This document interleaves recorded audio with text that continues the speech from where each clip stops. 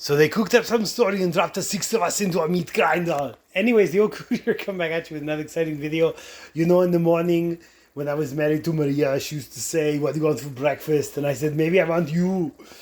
Just kidding. Anyways, ground beef, right? The secret, the restaurant secret to that sweet, tangy, sour, moist, juicy beef, right? Whenever you get your tacos, whenever you get your carne asada burritos, you kind of get the idea.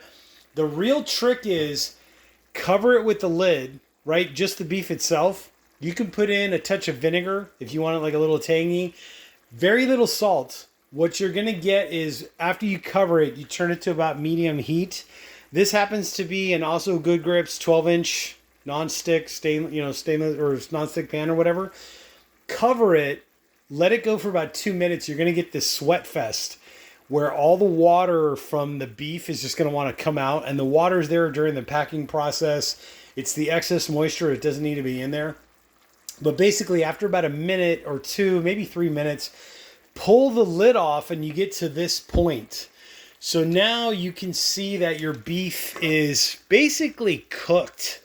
I mean, this is pretty much cooked right here. And the way you know is when you actually, taste it and chew on it, you can kind of see what's going on. But this is about like a medium, I would say like medium rare-ish, maybe even on the well done side. But anyways, tough cuts of meat.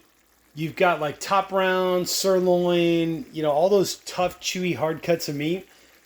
Grind them in the meat grinder, as you saw in the videos just prior to this one. Stick them in here. I mean, look at how juicy that meat looks. So this would be the point. See, there's just barely any pink there. This would be the point where I would shut it off, and then this would go to service. So tips or tricks from the restaurant industry, the secrets that the chefs use, that kind of a vibe. Cutting the beef, right? Grinding it down and leaving it as like a nice chunky grind, right? So I didn't use the fine holes. I didn't use the smaller holes. I didn't use the medium holes. I used the 3-hole method, right?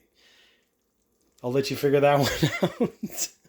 And basically what happened was I got a nice chewy texture. So look at that. It's still pink, right? It's still kind of medium rare-ish, but this would be ready for service. So this is now when if you were making tacos or you were making like a breakfast burrito or whatever, you would just ladle, scoop, and then go. And then just look at all that juiciness that comes with it.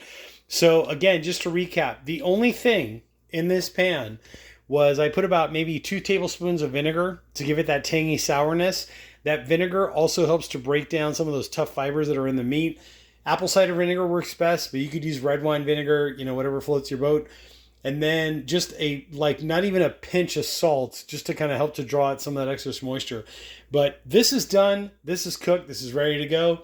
If you want more of that fried beef kind of a vibe going on, just know that your beef is going to get more chewy, let's say, the bigger it is. So that would be a situation where maybe you might want to go with more of a fine grind on your grinder and your meat grinder to kind of minimize the size. The smaller the pieces are, the less chewy it's going to be. And then what you would do is continue to cook this at like medium heat, just so more of that water vapor can, come out. And then just leave it uncovered so that more of that water vapor comes out. But honestly, this is going to be some of the most flavorful beef I think I've ever had in my entire life. If you want to go ahead and spice it up and you want to add like your seasonings, whatever you like using, whatever culture you're from or whatever recipe you're following, be my guest. But this to me is pretty good. Separately, in another pan, what I might do is some onions, right? Some nice grilled, caramelized onions, that kind of a vibe.